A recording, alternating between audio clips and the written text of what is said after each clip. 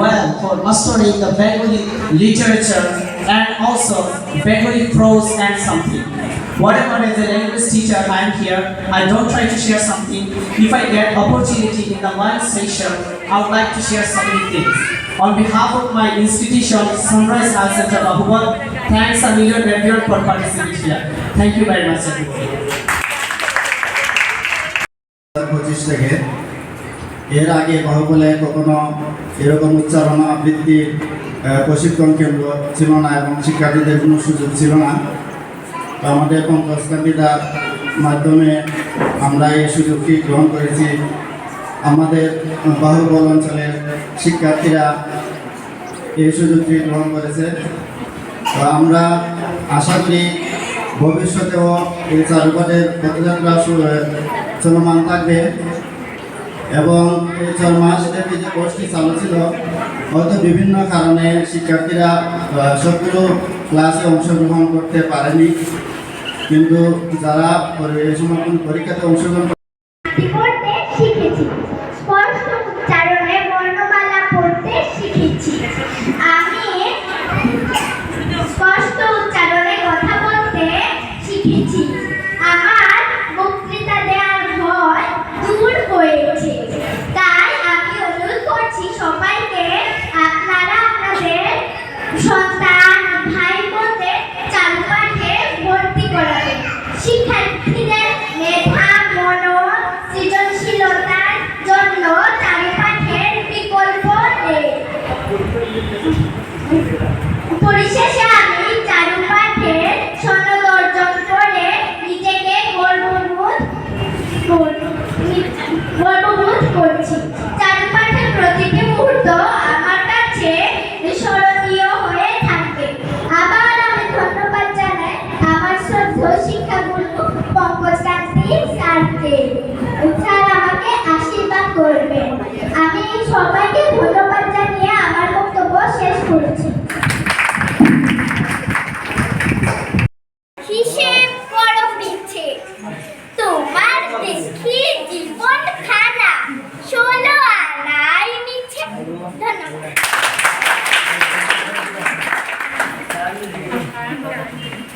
বাংলার মাটির প্রতি এক গভীর টান। মাগো আমার শোলক বলা কাজ লাগিবি কই, বাঁশ বাগানের মাথার উপর চাঁদ উঠেছে ওই, মাগো আমার শোলক বলা কাজ লাগিবি কই। পুকুর ধারে লেবুর তলে থোকায় থোকায় জোনাক জলে, ফুলের গন্ধে ঘুম আসে না একলা জেগে রই, মাগো আমার কলির কাছে কাজ লাগিবি কই। সেদিন হতে কেন মায়া দিদিরে না ডাকো, দিদির কথায় আঁচল দিয়ে মুখটি কেন ঢাকো। খাবার খেতে আসি যখন দিদি বলে ডাকে, তখন ও ঘর থেকে কেন মায়া দিদি আসে না কো। আমি ডাকি তুমি কেন চুপটি করে থাকো। বলো মা দিদি কোথায় গেছে, আসবে আবার কবে।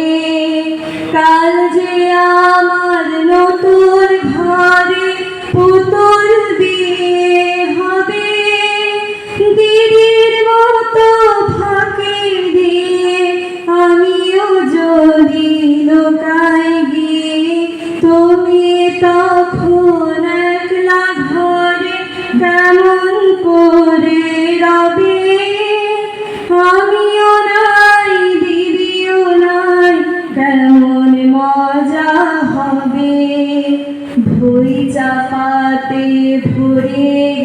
গেছে শিউলি গাছের তর মারাশি মা পুকুর থেকে আনবি যখন যা ডালিম গাছের ডালের ফাঁকে বুলবুলিটি লোকে থাকে উড়িয়ে তুমি দিও না মাগো ছিড়বে গিয়ে ভার বিদেশে শুনবে যখন বলবে কি মা বল বাঁশবাগানের মাথার উপর চাঁদ উঠেছে ওই এমন সময় মাগো আমার কাজলা দিদি কই লেবুর ধারে পুকুর পারে ঝিঝি